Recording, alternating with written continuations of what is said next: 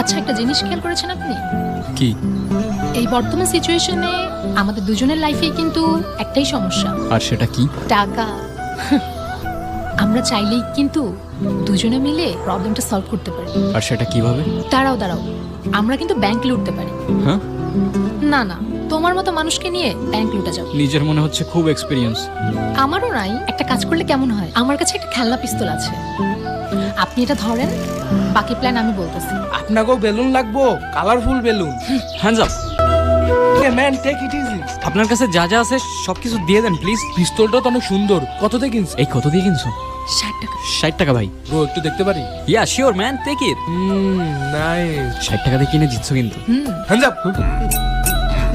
কি ভাই কি? ওই ফায়ার করে কেমনে? Take it man. Now hands up. ওই দেখেন ভাই, বাংলাদেশের উন্নয়ন। আচ্ছা সব ঠিক আছে,